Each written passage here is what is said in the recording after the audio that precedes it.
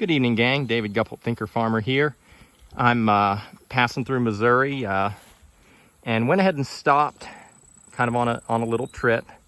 Went ahead and stopped to visit my old friends out here where I worked a few years back.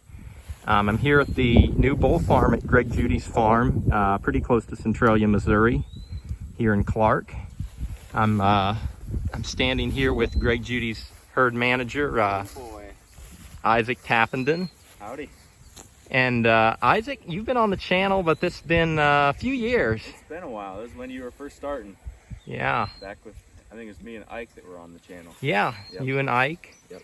And we've also got another young man, Jackson. I forgot your last name. Page. Jackson Page, and you're coming from Oklahoma. Yes, sir. Good deal. Yeah, Dave decided to come check on us, make sure we're doing it all right. Everything up to standard. What do you think, Dave? You think they look good? They look really awesome, Isaac. How many bulls we got here?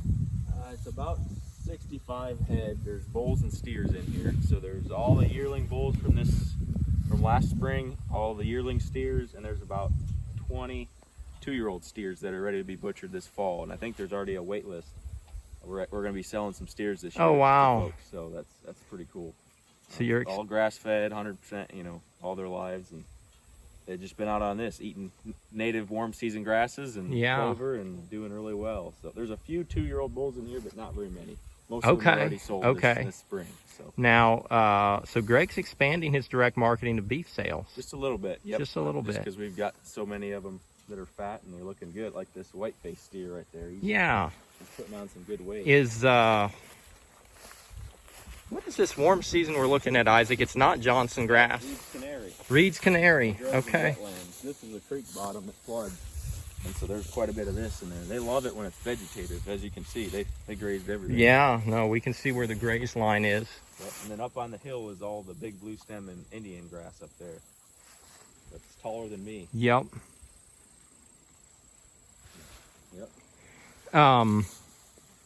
Explain to us, Isaac, Greg Judy's known in a lot of communities, partially because of Ian and what he's written in his books, for wanting the one herd, basically one mob, longer recovery periods, a lot of more efficiency of labor. Explain why that's not what he's doing with this group of animals here. Well, so Greg and Jan were fortunate to be able to purchase this property a couple years ago, and it sits about 3 miles from the home place. Too far to walk the cows on a cattle drive. There's no connecting properties, and so it's kind of a standalone property as it is, and so that's why we've delegated this for the time being as a bull and steer farm, kind of a bull development. Yeah. Eventually it may become a cow calf, or like a cull cow. So let's say all your cows that, your spring cows that stay in cycle may stay on the main farm, and all of the ones that fall back, you get them rebred and just run them here until you sell them, or something like that. It gives you the opportunity or option to kind of expand or adjust your marketing strategies with the cattle. But yes, ideally we would have one, and on the main farm we just have the one herd. Right. Which this has allowed us, where in the past we had to have two separate herds, the bull herd and the cow herd. Right. For a period of time. Well, now since we have to have that anyways, we can bring them over here, and it doesn't affect our cow rotation. It works really well that way. So. And the year I was here, and I was pretty new to grazing, I think it's fair to say, still only a few years in, but I want to say at this time of year you would have had one herd, because Greg basically was working with a couple hundred acres less of ground. And it was really dry, which this year it's also been super wet. Right, we've had plenty of moisture. And then, to that point, we'd leave the bulls in from July 1st all the way until March 1st. Yeah. But we've recognized the benefit of having a closed calving season. Yeah. Getting your calves all out and on the ground and done in even 45 days is ideal, because you can better manage your cow's nutrition level based on the time of year they're calving.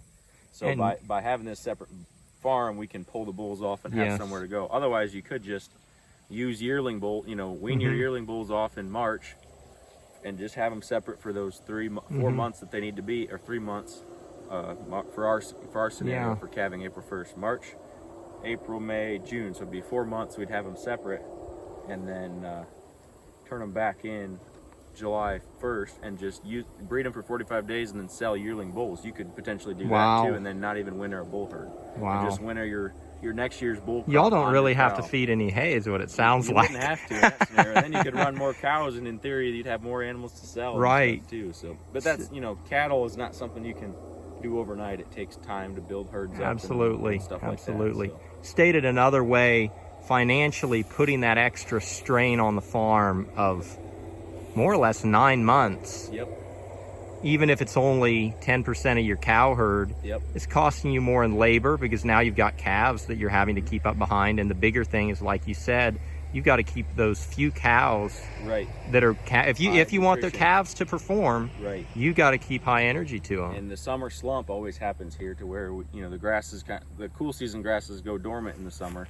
And so they're going to naturally have less quality feed in the middle of the summer anyways. Right. So that if you're not having to ask a cow to calve during that time, Yeah. you're not needing to require her as many nutrients. So calving in sync with nature in the time.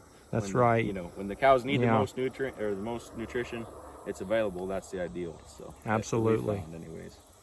And really, this is an ideal year, I would feel like, yeah. from warm season standpoints. Yep. Some years you might just be dealing with dried up fescue right now. Right. Yep. And if you were Yep. trying to calve in that, right, you're in tough shape. shooting yourself on the your foot calves is are not going to do very well. yeah. There goes Sasha.